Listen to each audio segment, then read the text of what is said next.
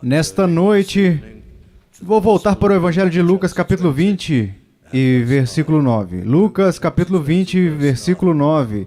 A seguir, passou Jesus a proferir ao povo esta parábola. Certo homem plantou uma vinha, arrendou-a a lavradores e ausentou-se do país por prazo considerável. Iremos estudar esta noite as dificuldades ou obstruções em encontrar o Senhor. Essa parábola está registrada em 3 evangelhos. Foi ensinada durante a última semana da vida do Senhor Jesus Cristo na terra. Ele tinha acabado de expulsar os cambistas, o gado, os animais, os comerciantes do templo, que estavam usando o templo para o comércio. Ele estava ensinando e, entre as coisas que ele ensinou, estava o Evangelho, de acordo com o registro de Lucas. Agora, os principais sacerdotes, os escribas e os fariseus, ficaram furiosos e queriam matá-lo, mas não podiam prendê-lo abertamente, porque está claro que ele era muito querido pelas multidões.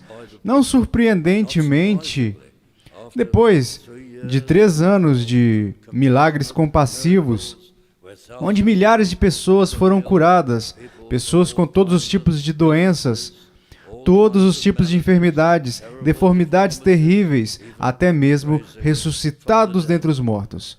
E não é de admirar que as pessoas naquele momento fossem inconstantes em suas perspectivas, mas todas estavam atrás dele. Então os planos teriam que ser feitos para que Cristo fosse preso à noite.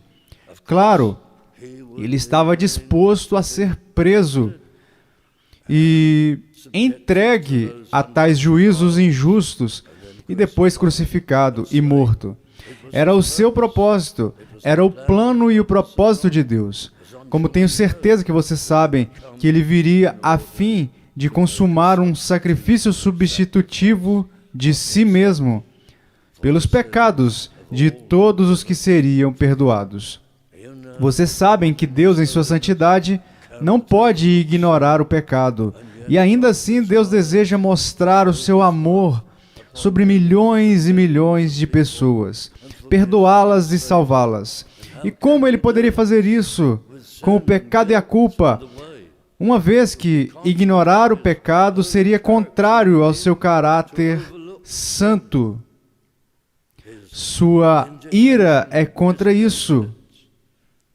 E para o Deus Todo-Poderoso, a única solução para isso está em Cristo, a segunda pessoa da divindade triuna, igualmente Deus, igualmente divino. Vir a este mundo, o mundo que ele criou, e tomar sobre si personalidade e carne humana, e ser o nosso representante, o nosso substituto. Ir à cruz do Calvário, invocar seu Pai para derramar o castigo eterno pelo pecado horrivelmente comprimido sobre ele. E ele o carregou por todos os que deseja salvar, todos os que ele transformaria ao longo dos séculos e levaria a conhecer a si mesmo, e finalmente levará à glória celestial.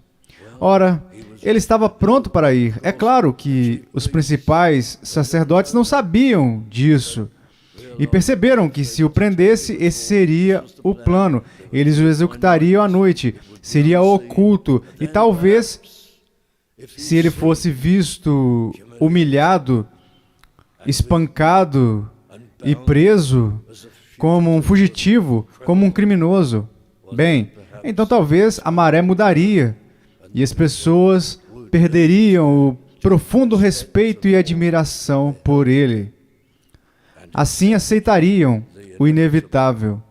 Os principais sacerdotes e os escribas clamariam por sua morte. Bem, esse é o pano de fundo da parábola.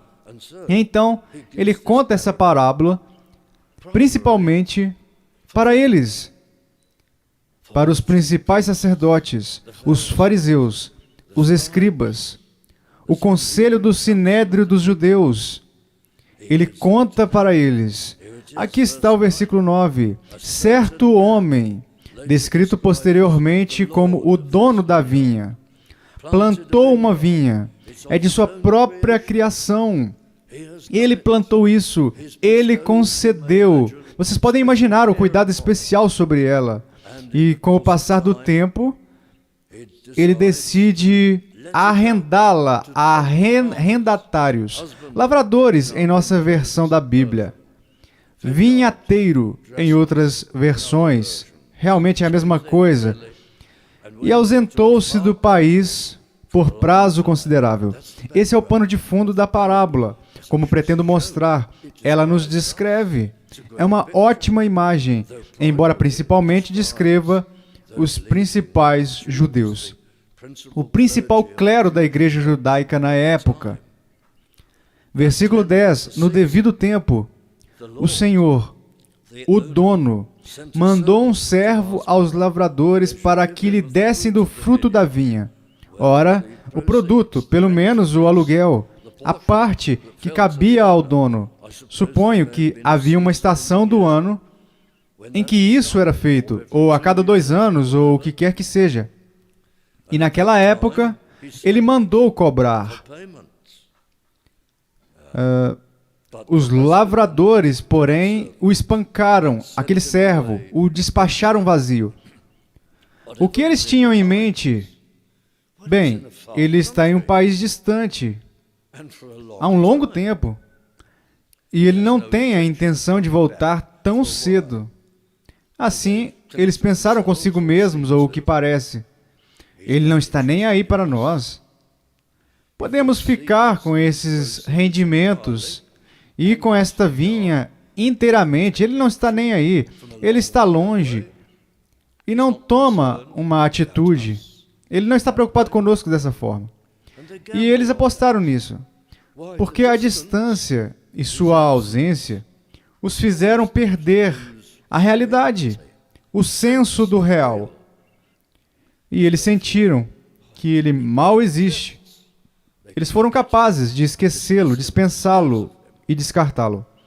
E versículo 11, enviou-lhes outro servo, mas eles também a este espancaram. Eles já estavam endurecidos sobre isso, e depois de ultrajarem, o humilharam.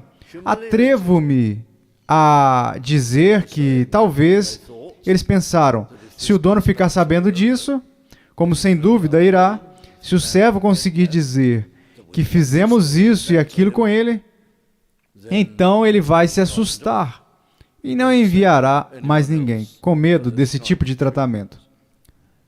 Mandou ainda, versículo 12, mandou ainda um terceiro, também a este, depois de o ferir, expulsaram. Na verdade, esse não foi o último, porque o Evangelho de Mateus disse que ainda havia outro, e implica ainda mais um depois disso. E todos os servos recebem o mesmo tratamento. São abusados, feridos, expulsos e mandados embora de mãos vazias. Então o dono da vinha diz, que farei? Versículo 13. Enviarei o meu filho amado. Talvez o respeitem. Sim, se você enviar o seu filho, e meu filho amado é o único filho do dono da vinha. Se você enviar o filho, é como se você mesmo fosse. Agora é um familiar. E você pensaria que eles diriam, bem, este é notável. Nós expulsamos os servos, e ele veio pessoalmente, ou na pessoa de seu filho. Então, obviamente, ele não vai nos punir pelo que fizemos. Ele não está enviando uma força contra nós. Ele não está exercendo a lei sobre nós. É como se ele próprio estivesse vindo. Temos que nos recompor. Temos que nos preparar para nos curvar diante dele e pedir desculpas e nos arrepender disso. Talvez haja algum acordo para nós, apesar do nosso mau comportamento. É assim que eles deveriam ter pensado. Se agora veio um familiar, se agora o filho foi enviado. Mas não, versículo 14. Vendo-o, porém, os lavradores arrazoavam entre si. Foi uma decisão do grupo. Você se pergunta se algum deles, confrontado com a vinda do familiar, pode simplesmente desmoronar e dizer: não devíamos ter feito isso. Mas você sabe que é uma tendência dos seres humanos. Você entra em um grupo e fica valentão. Então, eles arrazoaram entre si e chegaram à conclusão, dizendo: podemos passar por isso. Podemos encarar esse dono. Este é o herdeiro.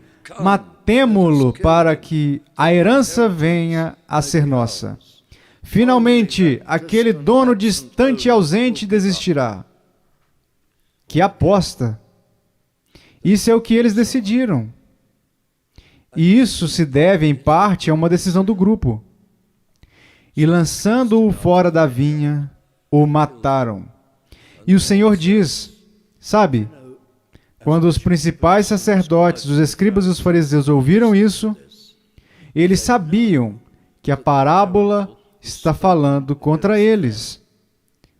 Eles sabiam que estavam no elenco, que são os lavradores, e que Deus é quem partiu e confiou neles e enviou diversas influências para eles, servos, os profetas antigos, os diversos mensageiros que Deus enviou e comissionou, chamando a nação ao arrependimento, a fim de se voltarem para Ele e servi-lo. E eles abusaram deles, os ignoraram. E agora, Cristo está nos dizendo que Ele é o Filho.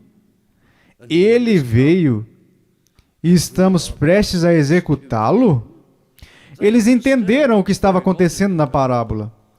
Como sabemos, ora, versículo 19, na metade do versículo, perceberam que em referência a eles dissera esta parábola. Eles viram, eles entenderam, eles viram o ponto. No entanto, voltarei a isso. Que lhes fará, pois, o dono da vinha? Virá, exterminará aqueles lavradores e passará a vinha a outros. Ao ouvirem isto, disseram: tal não aconteça. Em outras palavras, enquanto eles entenderam, eles não aceitaram. Entendemos o que você está dizendo, Jesus de Nazaré. Entendemos o que essa história significa e que é contra nós. Mas é mentira. Não é verdade. Somos pessoas tremendas. Estamos fazendo a vontade de Deus. Em sua maldade, eles eram tão fanáticos e tão hipócritas que não permitiriam que tal não aconteça, que nada disso acontecesse. E eles rejeitaram a mensagem. Ora, era tanto para eles, a parábola era contra eles. Também é sobre nós. O tempo todo respondemos a isso da mesma maneira. Recebemos coisas maravilhosas do Senhor neste mundo. Oramos neste sentido antes. Recebemos nossas vidas. A vida vem dele. Vida consciente. Você tem uma memória tremenda? Esse é o seu dom especial. Você é brilhante em TI, matemática e tudo isso? Isso é um dom de Deus. Nem todos podem ter esse dom específico. Você é perspicaz nos negócios, o que é incomum? Esse é um dom especial, dado a você, pelo Deus Todo-Poderoso. Você é bom com as letras e a literatura? Você tem jeito para isso? Você é poético?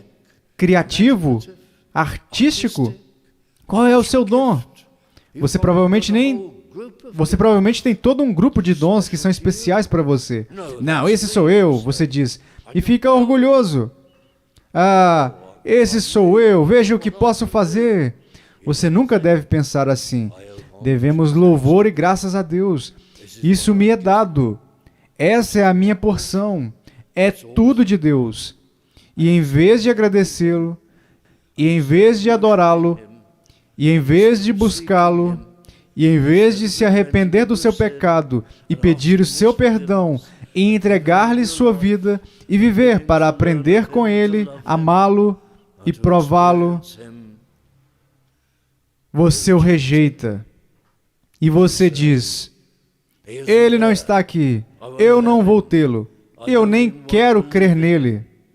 Eu quero me expressar e fazer o que eu quero fazer, viver como eu quero viver, ter o que eu quero ter.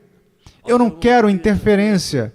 Quero a minha liberdade moral para decidir os meus próprios valores e os meus próprios padrões. Quero determinar por mim mesmo e fazer tudo exatamente como eu quero.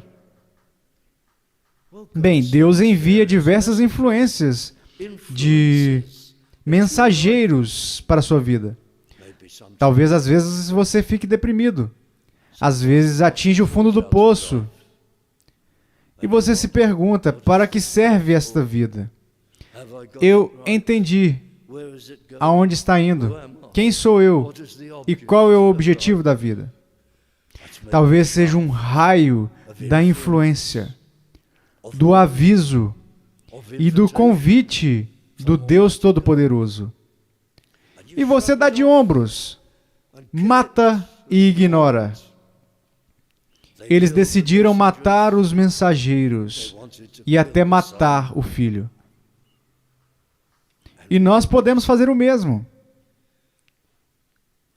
Como eles arrazoamos com outros. Eles arrazoavam entre si. Todos os arrendatários se reuniram. E eles se encorajaram e incitaram uns aos outros. Vamos nos livrar desse filho. E é isso que fazemos, dizemos a nós mesmos. Tenho que me livrar dos pensamentos de Deus. Devo me livrar de Deus. Preciso me livrar da consciência. Devo me livrar da ideia que me incomoda de vez em quando de que devo a Ele e que eu preciso dele.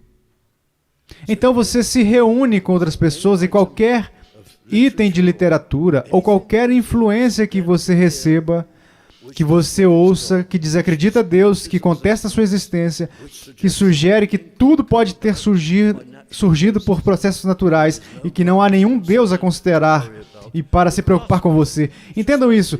Assim como essas pessoas, os arrendatários se reuniram e em comum acordo do grupo rejeitaram o filho. E é isso que fazemos. Amparamo-nos e buscamos a ajuda dos outros, dos ateus, de todos os tipos de fontes, para que possamos nos livrar de Deus. Como você se livra de Deus? Isso é impossível, amigos. Que aposta! Livrar-se de Deus. Você pode ignorar o sol e a lua no céu? Claro que não. Você pode se livrar dessas coisas poderosas? Como você pode se livrar de Deus? Muitas pessoas tentaram se livrar de Cristo. Ora, ali os principais sacerdotes o entregaram à autoridade romana. Eles o mataram. Ele permitiu que isso acontecesse exatamente com o propósito que já descrevi. E o que aconteceu? Ele ressuscitou dos mortos. Ao longo desta história, medidas desesperadas foram tomadas para se livrarem de Deus.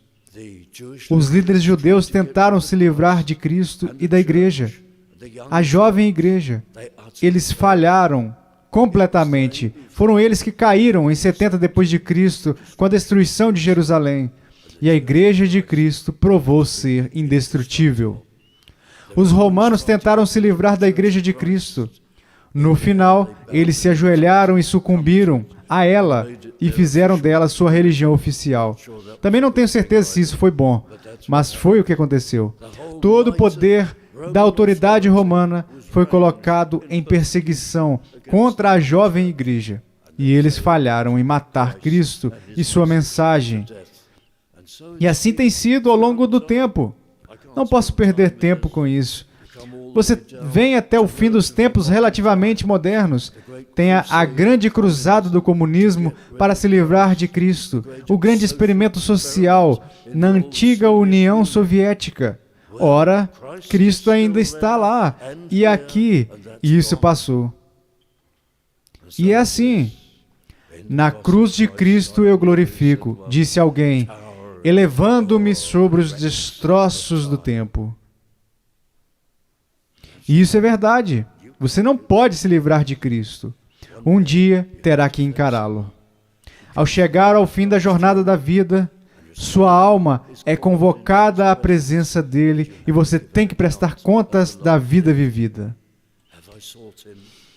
Eu o busquei, eu fui até ele para pedir perdão, eu fui dele pelo resto da vida, eu o estudei, o adorei, obedeci, o servi, o amei, ou o rejeitei e o matei, por assim dizer, em minha mente. O que eu fiz? Você terá que prestar conta.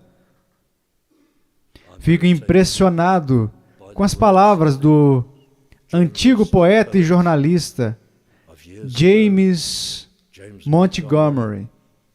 A flecha que me derrubará foi disparada do arco infalível da morte, no instante da minha respiração. E a cada momento que prossigo, ela me persegue com uma velocidade incessante. Eu me viro e ela me encontra. A morte deu tal instinto a essa flecha. Ela eternamente aponta em meu coração. E assim acontecerá. Eu virarei e ela me encontrará. Virá para mim de encontro. Costuma-se dizer que ninguém marca, mas todos cumprem o encontro com a morte. E o momento em que eu estiver diante de Deus para prestar contas, será uma coisa trágica e terrível ter passado a vida levando Cristo à morte. E até mesmo a pessoa exteriormente mais gentil, que pensaria ser gentil e mansa, talvez por dentro está matando Cristo. Queridos amigos, não sejam tão tolos. Não se envolvam em uma aposta tão imprudente. Deus está aí. Cristo é verdadeiro. Não ignore o amor redentor. O preço incrível que Ele pagou para salvar almas. A bondade amorosa do Senhor. Isso está muito além da expressão de qualquer poder humano. Colocá-lo para fora de sua vida e matá-lo, isso é trágico. Que desperdício da sua vida e de todas as influências que você já teve. Está tudo aqui. Enviarei o meu filho amado. Talvez o respeitem. Será que você o viu? Na medida em que essas coisas lhe foram contadas, você conhece Cristo. Você sabe o que Ele fez. Você conhece a salvação. Você conhece a mensagem de Deus. Mas, tragicamente, este é o herdeiro. Matemo-lo para que a herança venha a ser nossa. Ora, Deus pode parecer muito distante, porque Ele é invisível. Não podemos vê-lo com olhos físicos. Não deixe que isso permita que você caia na irrealidade. Ele não está aqui. Não tenho que prestar contas a Ele. Ele não possui padrões. Eu não quebrei a sua lei. Eu não pequei contra Ele. Não deixe que isso leve à irrealidade. Ele virá, exterminará aqueles lavradores e passará a vinha a outros. Mas Jesus, fitando-os, disse: que quer dizer, pois, o que está escrito? A pedra que os construtores rejeitaram, esta veio a ser a principal pedra angular. Queridos amigos, Não coloquem o tempo na frente da eternidade. Não coloquem este mundo material na frente das coisas espirituais. Isso tudo é tão fútil. Não façam isso. Nem tentem se livrar do Deus Todo-Poderoso. Não se envolva com pessoas que são contra Deus. Eles arrazoavam entre si e edificaram um ao outro no antagonismo contra o dono da vinha. Não se envolva com pessoas que são contra Deus, que o expulsaram de suas vidas. Nem os deixe ganhar território e alimentar o seu cinismo e antagonismo. Isso é tolice. Busque por si mesmo. Não deixe que o orgulho o impeça de buscar o Senhor. Tudo o que você está dizendo é: vou ter que me arrepender, vou ter que me humilhar diante de Deus, vou ter que dizer a Ele que sou um pecador perdido e preciso de um substituto para tomar o meu castigo, a fim de que eu possa ser liberto, renovado e reconstruído. Vou ter que reconhecer que estou tão mal que preciso de uma nova vida e um novo começo. Eu não estou tendo isso.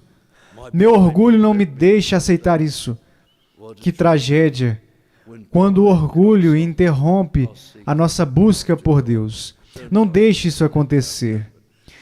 E aconteça o que acontecer, não retorne para a superficialidade. Muitas pessoas o fazem. Tornam-se leves como uma pluma. Não pensam em coisas profundas ou espirituais.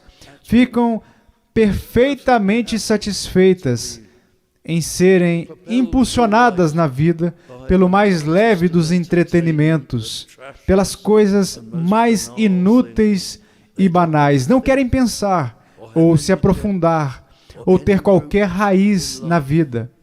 São pessoas triviais, ou se fazem assim, pessoas superficiais. Essa é uma maneira confortável de fugir do meu relacionamento com Deus e do meu dever para com Ele. Não seja materialista, não seja trivial, não seja tolo, não concorde e dê as mãos aos cínicos e ateus a fim de ajudá-los a se livrarem de Deus. Busque-o, queridos amigos. É disso que trata esta parábola.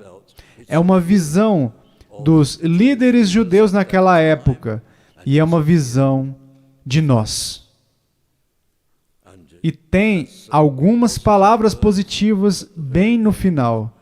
A pedra que os construtores rejeitaram. Cristo foi rejeitado e crucificado. Esta veio a ser a principal pedra angular. A pedra angular, o padrão para um edifício, padrão para a sua vida, o padrão para o reino celestial eterno. Cristo é tudo. Ó, queridos amigos, abram suas Bíblias, leiam o Novo Testamento, leiam sobre Cristo, leiam sobre seu poder, sua compaixão, seu amor e sua sabedoria. Leiam sobre suas obras, leiam sobre o Calvário, sua ida para a cruz e o que ele sofreu para estabelecer a nossa liberdade. Ora, a pessoa de Cristo, ele era Deus, obviamente, mas também era homem. Veja-o como um homem, se puder. Nunca houve na história do mundo alguém como ele. Alguém digno de servir e conhecer como Cristo, o Rei dos Reis e o Senhor dos Senhores. O quanto precisamos dele. Não sejam os retratados desta parábola. Venham a ele, busquem-no. Ao encerrar, conto sobre uma senhora de quem ouvi falar, talvez 35, 40 anos atrás, quando eu estava pregando na Califórnia. E fui apresentado a essa senhora, que havia se convertido há alguns anos, mas ela estava em sua... antes de sua conversão, ela morava em um lugar muito bonito, pelo que me disseram, e era distante de Los Angeles, em uma cordilheira, em uma vila extremamente bonita, apenas para os muito ricos e abastados, e ela tinha algo que era o seu Deus em sua vida. Ela tinha uma coleção de porcelanas Wedgwood incrível. E conhecíamos aqui nesta igreja, anos atrás, quando ele era vivo, um homem que era um especialista nessas coisas. Ele conhecia essa senhora. Ele tinha negócios com ela. E ao longo dos anos, ela montou a coleção mais valiosa de Wedgwood. Quero dizer, o verdadeiro e antigo Wedgwood. Não as peças que custam 100, 200 libras, mas 200.000 libras e assim por diante. As etruscas de aparência marrom, as realmente valiosas. Queridos, era nisso que elas estavam. E ela admirava essa coleção quase que diariamente. Ela me disse isso. Era o Deus dela. Ela tinha cristãos em sua família e eles diziam para sua tia: você precisa confiar em Cristo e abandonar tudo. Você não pode fazer disso seu Deus, isso não é eterno. E ela os ignorou e riu deles. E então, alguns de vocês podem imaginar o que está por vir. Isso foi em Los Angeles, na Califórnia. Naquela região, houve um grande tremor de terra. Um pequeno terremoto. Isso foi no final dos anos 70. Ela estava olhando sua coleção nas prateleiras de segurança e todas as suas porcelanas se desfizeram em pó. Ela se sentou e chorou por horas. Então ela se levantou. Era domingo. E ela foi à igreja de sua família e começou a buscar o Senhor. Pela misericórdia de Deus, ela teve o seu ídolo material quebrado e ela se voltou para ele e o encontrou. Não tenha nenhum ídolo que o afaste de Deus. Tudo isso é um obstáculo para a segurança eterna. Venha encontrá-lo agora. Conhecê-lo e tê-lo é ter vida e bênçãos maravilhosas de Deus. Volte-se para Ele. Arrependa-se diante dele. Não o mate em sua mente. Isso é trágico. Você precisa dele como amigo. Vamos orar.